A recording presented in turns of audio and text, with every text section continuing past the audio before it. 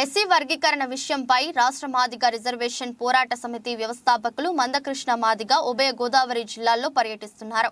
ఈ పర్యటనలో భాగంగా శుక్రవారం డాక్టర్ బిఆర్ అంబేద్కర్ కోనసీమ జిల్లా కొత్తపేట నియోజకవర్గం రావులపాలెం కాపు కళ్యాణ మండపంలో నియోజకవర్గ మాదిగల సమావేశం ఏర్పాటు చేశారు.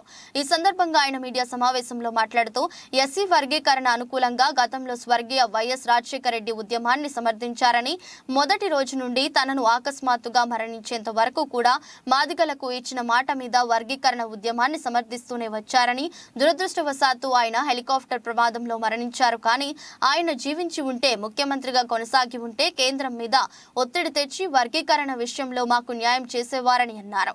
మాదిగ రిజర్వేషన్ల గురించి గతంలో మాజీ ముఖ్యమంత్రి వైఎస్ రాజశేఖర రెడ్డి అవలంబించిన విధానం చాలా బాగుందని, ప్రతి విషయాన్ని కేంద్రానికి తెలియపరుస్తూ స్టెప్ బై స్టెప్ రిజర్వేషన్ పై ఎంతో కృషి చేసి మాదిగల ఎస్సీ రిజర్వేషన్ తరపున కేంద్రంతో పోరాడారని అన్నారు.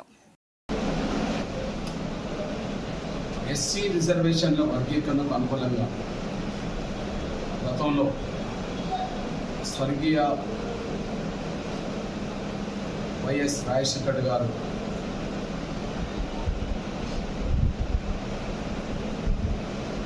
ఉద్యమాన్ని సమర్థించిన మొదటి రోజు నుంచి తను అకస్మాత్తుగా మరణించేంత వరకు కూడా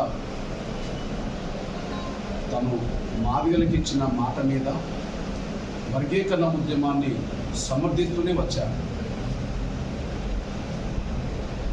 నిజంగా దురదృష్టవశాత్తు ఆయన ప్రమాదంలో, హెలికాప్టర్ ప్రమాదంలో మరణించాడు. కానీ ఆయన గనక జీవించి ఉంటే, ముఖ్యమంత్రిగా కొనసాగితే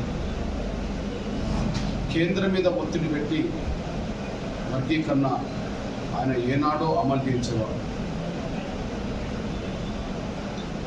ఆయన అంటే ఇచ్చిన మాట నిలబెట్టుకుంటాడని, ఇచ్చిన మాట తప్పడని ఆయనకున్నంత పేరు మరొకరికి లేదు తెలుగు రాష్ట్రంలో. ఆయన అంటే మేము గౌరవిస్తున్నాం. తను ఎస్సీ వర్గీకరణకు అనుకూలంగా ఒక ప్రతిపక్ష నాయకుడిగానే కాకుండా పార్లమెంటు సభ్యుడిగా ఉన్న రోజుల నుంచి 96 మొదలుకొని 2009 గౌరవ వైఎస్ రాజశేఖర్ గారు మరణించేంత వరకు ఎస్సీ వర్గీకరణకు కట్టుబడి వర్గీకరణకు అనుకూలంగా తను చేయాల్సినన్ని చేశారు. అంతిమంగా అప్పుడు కేంద్ర ప్రభుత్వం వర్గీకరణ చేయలేదు, కానీ తను చేయాల్సిన ప్రయత్నాలన్నీ చేశారు. అందుకు ఎస్సీ వర్గీకరణ విషయంలో చంద్రబాబు నాయుడు గారి ప్రభుత్వంలో చట్టరూపం దాల్చున్నప్పుడు ప్రతిపక్ష నాయకుడిగా సమర్థించారు. చంద్రబాబు గారి ప్రభుత్వం తీసుకొచ్చిన చట్టాన్ని సుప్రీంకోర్టులో రద్దు చేస్తే తిరిగి నిలబెట్టడం కోసం అసెంబ్లీలో తీర్మానం చేశారు. కేంద్రానికి పంపాడు. కేంద్రం వద్ద సమస్య పెండింగ్లో ఉంటే గౌరవ ప్రధానమంత్రి ఆ రోజు మన్మోహన్ సింగ్ గారి దగ్గరికి 1కి 4 సార్లు అఖిలపక్షాన్ని తీసుకెళ్ళి కేంద్రం మీద ఒత్తిడి పెంచాడు. కేంద్ర ప్రభుత్వం ఆ ఒత్తిడికి తలకి విషయం మీద కమిషన్ వేసింది. కమిషన్ రిపోర్టు వర్గీకరణకు అనుకూలంగా వచ్చినాక పదే పదే కేంద్ర ప్రభుత్వానికి వర్గీకరణ త్వరగా పరిష్కరించాలని చెప్పి లేఖల మీద లేఖ రాశాడు. అందరినీ కలిసి మాట్లాడుతూ కూడా వచ్చేశాడు. లేఖల మీద లేఖ రాశాడు, అందరినీ కలిసి మాట్లాడుతూ కూడా వచ్చేశాడు. దురదృష్టవశాత్తు అక్కడ మా సోదర వర్గానికి ఉండబడే పలుకుబడి వల్ల వర్గీకరణ జరగలేదు, కానీ తను చేయాల్సిన కర్తవ్యాన్ని మాత్రం వర్గీకరణకు అనుకూలంగా నిజాయితీగా నివర్తించాడు. రెండోసారి ముఖ్యమంత్రిగా అయిన తర్వాత మొదటిసారి శ్రీమతి సోనియా గాంధీ గారికి కృతజ్ఞత చెప్పడానికి వెళ్ళిన సమయంలో కూడా ఎస్సీ వర్గీకరణ త్వరగా జరగాలమ్మా అని చెప్పి తను కోరి వచ్చేశాడు. వర్గీకరణ మీద, షెడ్యూల్ కులాల వర్గీకరణ మీద ఏ పార్టీ అభిప్రాయం ఎలా ఉన్నదనేదే మాకు ముఖ్యం. రేపు సుప్రీంకోర్టు జడ్జిమెంట్ వచ్చిన తర్వాత కూడా సుప్రీంకోర్టు జడ్జిమెంటు ఎస్సీ వర్గీకరణకు అనుకూలంగా వస్తుందేమోనని చెప్పి ఆశిస్తున్నాం. ఎందుకంటే న్యాయ వ్యవస్థ ద్వారా న్యాయం జరుగుతుందని ఆశిస్తున్నాం. కానీ న్యాయ వ్యవస్థ ద్వారా న్యాయం జరగాలన్నా అంతిమంగా ప్రభుత్వాన్ని దాన్ని మళ్ళా అమలు చేయాల్సి వస్తుంది. కాబట్టి అమలు చేసే విషయంలో మరి ఇప్పటికైతే మాకు అనుమానాలు వస్తున్నాయి. జగన్మోహన్ రెడ్డి గారు మాట తప్పిండు అని సుప్రీంకోర్టులో ఒక లాయర్ని పెట్టకపోవడం అందుకు రుజువు అవుతుందని మాకు స్పష్టంగా ఆధారాలు కనిపిస్తున్నాయి. అయినప్పటికీ ఏ రాజకీయ పార్టీ ఏ వైఖరి కలిగి ఉన్నదనే విషయంలో భవిష్యత్తులో తేల్చుకోవడానికి మేము ఇప్పటికీ ముఖ్యమంత్రి జగన్మోహన్ రెడ్డి గారిని కలిసి అపాయింట్మెంట్ కోరుతున్నాం, కలిసి మాట్లాడడానికి. రెండోది చంద్రబాబు గారి అపాయింట్మెంట్ కూడా కోరుతాం మాట్లాడడానికి. పవన్ కళ్యాణ్ గారి అపాయింట్మెంట్ కోరుతాం మాట్లాడడానికి. అదే సమయంలో బీజేపీ అధ్యక్షురాలు సోదరి పురంధేశ్వరి అది అపాయింట్మెంట్ కూడా కోరుతాం. అట్లనే అన్ని ప్రధాన రాజకీయ పార్టీల అపాయింట్మెంట్ కోరుతాం. కాబట్టి సుప్రీంకోర్టు తీర్పు అనంతరం ఎస్సీ వర్గీకరణ అంశం మీద ఏ పార్టీ ఏ వైఖరి కలిగి ఉన్నదనే విషయాన్ని తేల్చుకోవడానికి ముందుగానే మేము అందరినీ కలిసి చర్చించాలనుకుంటున్నాం. భవిష్యత్తు రోజుల్లో ఎన్నికల సమయంలో మాలాతతో పోల్చుకుంటే మాదిగ రెల్లీల సంఖ్య జనాభాలో ఎక్కువ ఉంటుంది. మరి అన్యాయం గురైన వర్గంలో రెల్లి పైడి పాకి వాళ్ళు కూడా ఉన్నారు కనుక ఎస్సీ వర్గీకరణ కోరుతున్నది మాదిగలొక్కలే కాదు, రెల్లి ప్రజలు కూడా కనుక అధిక జనాభా మనం ఇక్కడికి వస్తుంది. కాబట్టి మేము అడుగుతున్నాం, ప్రతి దాంట్లో సమానమైన వాటా మాకు అన్ని రాజకీయ పార్టీలు ఇవ్వాలి.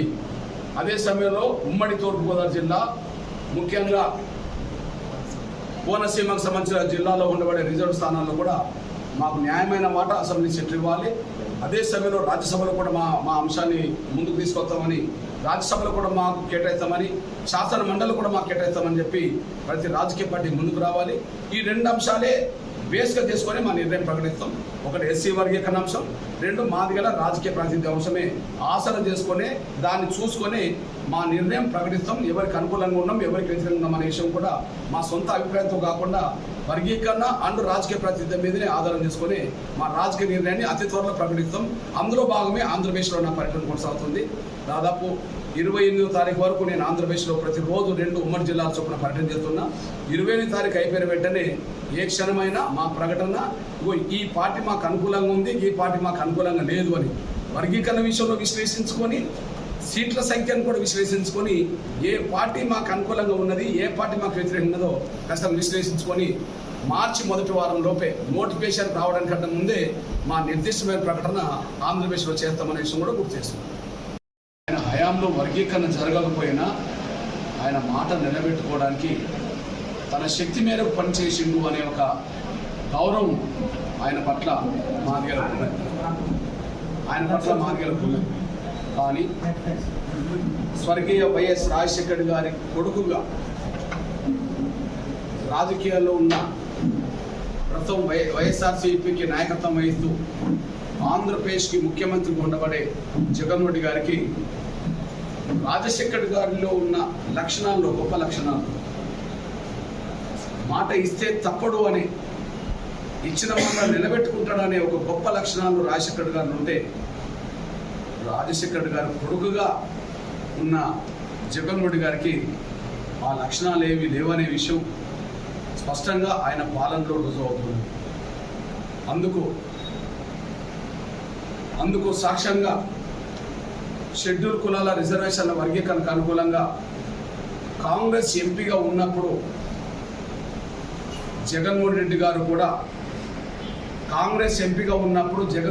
కూడా కడప ఎంపీగా ఉన్నప్పుడు ఆనాడు యూపీఏ ప్రభుత్వానికి ప్రధానమంత్రి మన్మోహన్ సింగ్ గారికి లేఖ రాశారు. షెడ్యూల్ కులాల వర్గీకరణకు అనుకూలంగా లేఖ రాశారు.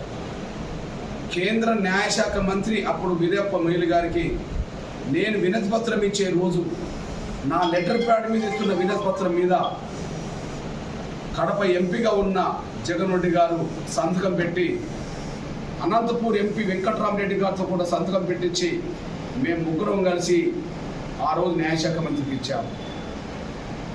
కాంగ్రెస్కు రాజీనామా చేసి వైఎస్ఆర్సీపీ పెట్టిన తర్వాత మొదటి ప్లీనరీ సమావేశాలు కడప జిల్లాలోని స్వర్గీయ వైఎస్ రాజశేఖర్ గారి సమాధి సాక్షిగా ఇడుపులపాయలో జరిగినప్పుడు ఎస్సీ రిజర్వేషన్ల వర్గీకరణకు కట్టుబడి ఉంటామని చెప్పి అందులో తీర్మానం చేశాడు.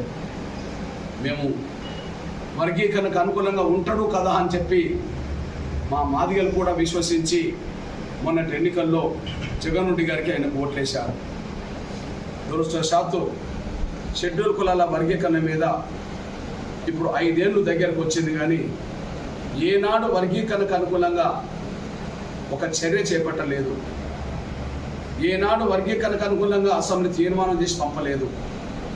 పదే ఢిల్లీకి వెళ్ళి ప్రధానమంత్రి గౌరవ నరేంద్ర మోడీ గారి నుంచి కోరుకుంటే, హోంశాఖ మంత్రి అమిత్ షా గారి నుంచి కోరుకుంటే, సంబంధిత ఆంధ్రప్రదేశ్కి అవసరమైన సంబంధిత మంత్రులందరినీ కలిసి ఏ ఒక్క రోజు కూడా ఎస్సీ వర్గీకరణకు అనుకూలంగా కేంద్రానికి విజ్ఞప్తి చేయలేదు.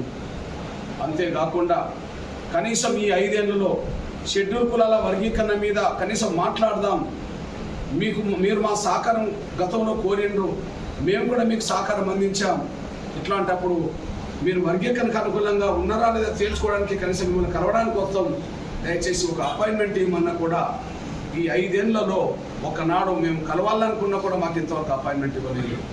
అంతకంటే ముఖ్యంగా షెడ్యూల్ కులాల వర్గీకరణ మీద ఫిబ్రవరి 6, 7, 8 తేదీల్లో చీఫ్ జస్టిస్ చంద్రచూడ్ గారి సమక్షంలో 7 జడ్జిలతో కూడిన రాజ్యాంగ ధర్మాసనం ఎస్సీ వర్గీకరణ కేసు విచారించింది. అంతకుముందు చంద్రబాబు నాయుడు గారు ముఖ్యమంత్రి ఉన్నప్పుడు ప్రభుత్వం తరఫున కేకే వేణుగోపాల్ గారిని లాయర్గా పెట్టారు. 2004లో రాజశేఖర్ గారు ముఖ్యమంత్రి ఉన్నప్పుడు అప్పుడు సుప్రీంకోర్టులో ఈ విషయం ఉంటే కేకే వేణుగోపాల్ గారిని లాయర్గా పెట్టారు. అంటే ఆంధ్రప్రదేశ్ ప్రభుత్వ పదవిలో ఉన్నప్పుడు కేకే వేణుగోపాల్ గారిని, సీనియర్ అడ్వకేట్ వేణుగోపాల్ గారిని చంద్రబాబు గారు పెడితే 2004 వచ్చే సమయానికి వర్గీకరణ సమస్య ఢిల్లీకి వెళ్ళేటప్పటికి, సుప్రీంకోర్టుకి వెళ్ళేటప్పటికి స్వర్గీయ రాజశేఖర్ రెడ్డి గారు అదే కేకే వేణుగోపాల్ నియమించాడు. మేము ఆంధ్రప్రదేశ్ ప్రభుత్వం కేసే గనక, షెడ్యూల్ కులాల వర్గీకరణ అంశం గనక మీరు ఆంధ్రప్రదేశ్ ప్రభుత్వం తరఫున ఒక లాయర్ని పెట్టండి అని చెప్పి మేము విజ్ఞప్తి చేసినా కూడా, బహిరంగ విజ్ఞప్తి చేసినా కూడా, ఆయన బహిరంగ లేఖ రాసినా కూడా దురదృష్టవశాత్తు సుప్రీంకోర్టులో ఎస్సీ వర్గీకరణకు అనుకూలంగా వాదించడానికి సుప్రీంకోర్టులో ఒక లాయర్ పెట్టకపోవడం, కనీసం వర్గీకరణకు అనుకూలంగా ఆంధ్రప్రదేశ్ ప్రభుత్వం నుంచి కనీసం అడ్వకేట్ జనరల్నో లేదా మరొకరినో పంపి వాదించకపోవడం, అసలు వర్గీకరణకు అనుకూలంగా ఒక లాయర్ని పెట్టకపోవడం చూస్తే రాజశేఖర రెడ్డి గారిలో ఉండబడే గొప్ప లక్షణాల్లో ఒక్క లక్షణం కూడా జగన్మోహన్ రెడ్డి గారిలో కనిపించట్లేదు అనడానికి మా అంశమే సాక్ష్యం అనే విషయం కూడా మీ దృష్టి తీసుకుపోతున్నాయి. ఇంకా వేరే అంశాల జోలికి నేను వెళ్ళి ఆ విషయంలో నేను మాట్లాడతలేను, కానీ రాజశేఖర రెడ్డి గారు 96లో వర్గీకరణకు అనుకూలంగా మాట ఇచ్చిన కాడ నుంచి తను చనిపోయే ముందు వరకు దశాబ్దాల పాటు వర్గీకరణకు ఎట్లా కట్టుబడి ఉన్నాడో, ఎలాంటి స్టెప్స్ తీసుకొని ముందుకెళ్ళాడో ఆధారాలు మా ముందున్నాయి. కానీ వర్గీకరణకు అనుకూలంగానే మాట్లాడిన, లేఖ రాసిన, తీర్మానం చేసిన, మా లెటర్ల మీద సంతకం పెట్టిన జగన్ రెడ్డి గారు ఈ 5 ఏళ్లలో మాత్రం వర్గీకరణకు అనుగుణంగా ఒక మాట మాట్లాడకపోవడం, కనీసం మాట్లాడదామంటే అపాయింట్మెంట్ ఇవ్వకపోవడం, సుప్రీంకోర్టులో కేసు వచ్చినప్పుడు ఒక లాయర్ పెట్టకపోవడం చూస్తే మాదిగల్ని జగన్ రెడ్డి గారి ప్రభుత్వం వదిలేసినట్టుగానే, నేను వర్గీకరణకు అనుకూలంగా ఉండను, మీరు నాకు ఓటైతే వేయండి లేకపోతే మానుకోండి అనే పద్ధతిలోనే మమ్మల్ని విస్మరించినట్టుగానే కనిపిస్తుందనే విషయం కూడా స్పష్టమవుతుంది. ఏది ఏమైనా